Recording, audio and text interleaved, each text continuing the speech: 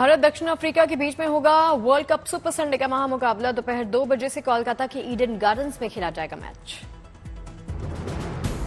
लगातार सभी 7 मैच जीतने के बाद टीम इंडिया के हौसले बुलंद। 14 पॉइंट्स के साथ टॉप पर टीम इंडिया। 12 पॉइंट्स के साथ अंक तालिका में दूसरे नंबर पर दक्षिण अफ्रीका की टीम खेलेगी वर्ल्ड कप में अपना 8वां मैच। वर्ल्ड कप के इस सत्र में दक्षिण अफ्रीका ने 7 मैच में से जीते 6 मैच। 1 मैच में नीदरलैंड से मिली हार। बैटिंग और बॉलिंग दोनों में ही टीम इंडिया कर रही कमाल। शानदार प्रदर्शन से विरोधियों के हौसले पस्त हो रहे। वर्ल्ड कप में अब तक दोनों टीमें 5 बार आमने सामने हुई। विश्व कप में दक्षिण अफ्रीका का पलड़ा भारी है। दक्षिण अफ्रीका को 2011, 1999, 1992 में भारत के खिलाफ मिली है जीत। भारत ने 2015, 2019 में दी थी मात। 5 नवंबर को किंग कोहली के बर्थडे पर फैंस को विराट की बड़ी उपलब्धि का इंतजार। वनडे में सचिन के 49वें शतक के बराबरी का मौका। मास्टर ब्लास्टर के रिकॉर्ड को तोड़ने से महज 2 कदम की दूरी पर कोहली। फैंस को 49वें और 50वें शतक का बेसब्री से इंतजार। वर्ल्ड कप में संगाकारा के 1532 रन के रिकॉर्ड को तोड़ने से महज 61 रन की दूरी पर किंग कोहली, सचिन और पॉन्टिंग पहले 2 स्थान पर। ईडन गार्डन्स में खास अंदाज में मनेगा किंग कोहली का हैप्पी बर्थडे। दर्शकों के लिए 70,000 फेस मास्क का भी इंतजाम किया गया है। वर्ल्ड कप में भारत को बड़ा झटका। चोटिल हार्दिक पांड्या विश्व कप से बाहर। बांग्लादेश के खिलाफ गेंदबाजी के दौरान लगी चोट। बीसीसीआई ने हार्दिक के रिप्लेसमेंट का ऐलान किया। तेज गेंदबाज प्रसिद्ध कृष्णा फाइनल 15 में शामिल। आईसीसी ने मंजूरी दी। वर्ल्ड कप से बाहर होने के बाद पांड्या का भावुक पोस्ट। कहा, यकीन करना मुश्किल है, मैं पूरे मन से टीम के साथ रहूंगा। उत्तराखंड को मिला 38वें राष्ट्रीय खेलों की मेजबानी करने का मौका। मुख्यमंत्री धामी ने इस उपलब्धि पर जताई खुशी। वर्ल्ड कप में दिलचस्प नतीजा। पाकिस्तान ने न्यूजीलैंड को 21 रन से हराया। फखर जमान ने बनाए नाबाद शानदार 126 रन। बाबर के नाबाद 66 रन। 8 पॉइंट्स के साथ 5वें पोजीशन पर पाकिस्तान। वर्ल्ड कप में न्यूजीलैंड ने अपना सबसे बड़ा स्कोर बनाया। 50 ओवर में बनाए 401 रन। ऑस्ट्रेलिया ने इंग्लैंड को 33 रन से शिकस्त दी। ऑस्ट्रेलिया ने जीत के लिए दिया था 287 रन का टारगेट। अफगानिस्तान के हाथ लगी बड़ी कामयाबी। पहली बार चैंपियंस ट्रॉफी 2025 के लिए किया क्वालिफाई।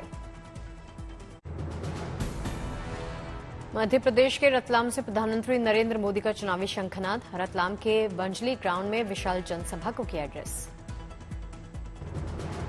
रतलाम की रैली में पीएम मोदी का कांग्रेस परिवार। कहा, कांग्रेस के पास सिर्फ झूठी घोषणाएं हैं और कुछ नहीं। पीएम मोदी ने कहा, अभी तो ये फिल्म का ट्रेलर है। 3 दिसंबर को बीजेपी की जीत के बाद कांग्रेस की असली पिक्चर दिखेगी। पीएम मोदी ने मध्य प्रदेश में फिर से बीजेपी की सरकार बनने का दावा किया। कहा, एमपी में बीजेपी के समर्थन में अद्भुत आंधी। बीजेपी पर लोगों का अटूट विश्वास। कांग्रेस आलाकमान पर बरसे पीएम मोदी। कहा, जो लोग दिल्ली में बैठकर गुणा भाग करते रहे, आज उनका हिसाब किताब बदल जाएगा।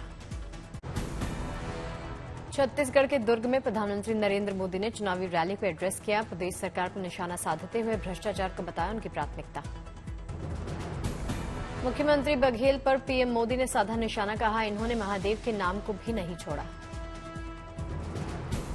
भ्रष्टाचार पर कार्रवाई को लेकर बोले प्रधानमंत्री मोदी। कहा, भ्रष्टाचारियों से निपटने के लिए जनता ने मुझे दिल्ली भेजा। प्रधानमंत्री ने जीत का जताया भरोसा। कहा, छत्तीसगढ़ में बीजेपी की सरकार ही बनेगी। पीएम मोदी ने महिला सशक्तिकरण पर भी दिया जोर। कहा, बीजेपी के संकल्प पत्र में महिलाओं को दी गई प्राथमिकता। पीएम मोदी के बयान पर भूपेश बघेल ने दिया जवाब। कहा, पीएम बताएं, अब तक महादेव ऐप बंद क्यों नहीं हुआ। मामले पर भूपेश बघेल ने दी प्रतिक्रिया। कहा, इससे बड़ा क्या मजाक हो सकता है। ऐसे किसी का नाम उछालना बहुत आसान। बीजेपी ने मुख्यमंत्री भूपेश बघेल पर लगाए गंभीर आरोप। कहा, सत्ता में रहकर सट्टे का खेल खेला। महादेव ऐप मामले में बीजेपी ने छत्तीसगढ़ सरकार पर उठाए सवाल। पूछा, प्रमोटर्स ने बघेल को कितने पैसे दिए। और बघेल को चुनाव के खर्चे के लिए पैसा दे। चुनावी माहौल के बीच में रीवा में हनुमान जी के शरण में पहुंचे बीजेपी अध्यक्ष जेपी नड्डा। चिरहुला हनुमान मंदिर में जाकर की पूजा। मध्य प्रदेश में गृह मंत्री अमित शाह की ताबड़तोड़ रैलियां और रोड शो। शिवपुरी के करैरा में चुनावी जनसभा में शाह ने घाटी से अनुच्छेद 370 हटाने राम मंदिर निर्माण का किया गुणगान। शिवपुरी के पिछोर विधानसभा में अमित शाह की चुनावी रैली। पूर्व यूपीए सरकार पर बरसे शाह।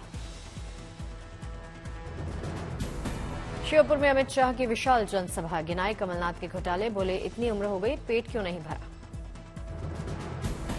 ग्वालियर में अमित शाह और ज्योतिरादित्य सिंधिया की चुनावी जनसभा। शाह और सिंधिया ने कांग्रेस पर जमकर साधा निशाना।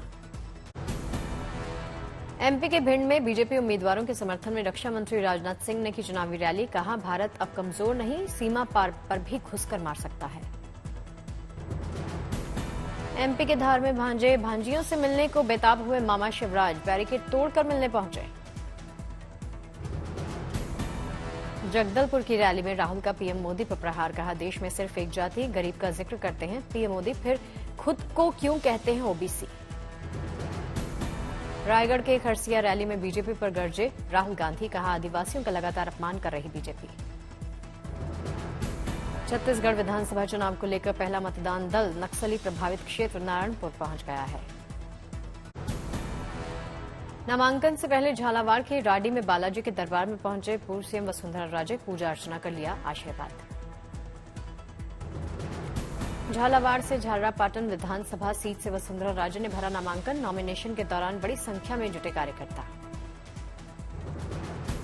राज्यवर्धन सिंह राठौर ने जयपुर की झोटवाड़ा सीट से पर्चा दाखिल किया। नामांकन के दौरान केंद्रीय मंत्री रहे मौजूद।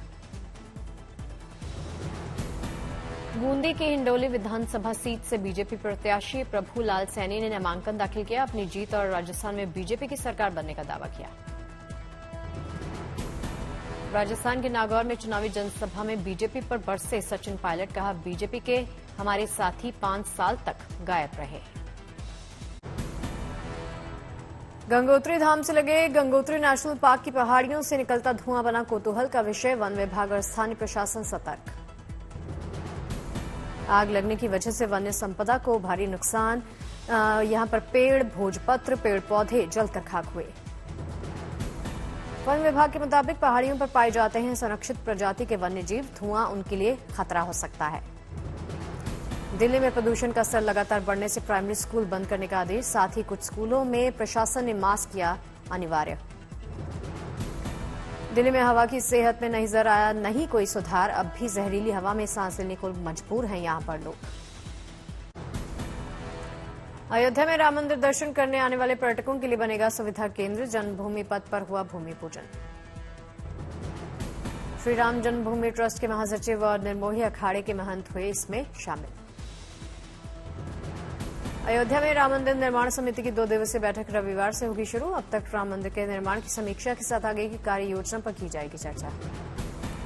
अंबाला में नई पीढ़ी कर रही मिट्टी के बर्तन बनाने का काम। बड़ों के साथ बच्चे भी जुटे इस काम में। मिट्टी के दिए की डिमांड बढ़ने से अब लोग दोबारा करने लगे हैं अपना पारंपरिक काम। होने लगी अच्छी कमाई। तिरुपति बालाजी के दरबार में पहुंचे पूर्व उपराष्ट्रपति वेंकैया नायडू। परिवार के साथ की भगवान वेंकटेश्वरा की पूजा। देहरादून में चल रहा 3 दिवसीय crime literature festival. Film maker यहां पर पहुंचे। सट्टेबाजों की दुनिया के अंदर मैच फिक्सिंग के विशेष सत्र के साथ हुई दूसरे दिन की शुरुआत। बच्चों को सोशल मीडिया से जुड़ी चीजों के बारे में जागरूक किया जा रहा। गिर सोमनाथ में सीएम भूपेंद्र पटेल ने विम्स मल्टी स्पेशलिटी हॉस्पिटल का यहां पर उद्घाटन किया है। सीएम और अन्य लोगों ने किया दीप प्रज्वलित। भगवान की पूजा आराधना के साथ हुई कार्यक्रम की शुरुआत। दिल्ली में सेवा इंटरनेशनल द्वारा आयोजित मीडिया मीट में शामिल हुए भारत सरकार के सूचना आयुक्त उदय माहुरकर। कहा, सकारात्मक पत्रकारिता भारत की जरूरत। काजीरंगा में भूटान के राजा जिग्मे खेसर वांगचुक IORA रिट्रीट में उन्होंने शिरकत की।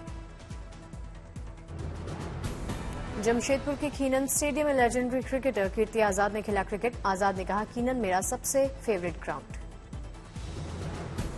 मुंबई के नेहरू स्टेडियम में एंड शी क्लिक्ड का लॉन्च हुआ। मनाया गया लता मंगेशकर की विरासत का जश्न।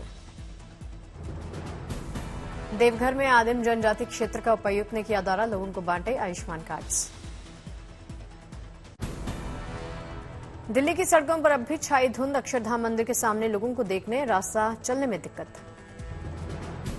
दिल्ली के खजूरी खास रोड पर चारों ओर दिखाई दे रही प्रदूषण की चादर, जहरीली हवा लोगों के लिए बनी मुसीबत।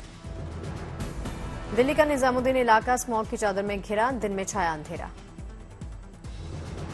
दिल्ली का शास्त्री पार्क कश्मीरी गेट इलाका स्मॉग के चलते दिखा धुंधला, खतरे के निशान के ऊपर आई AQI।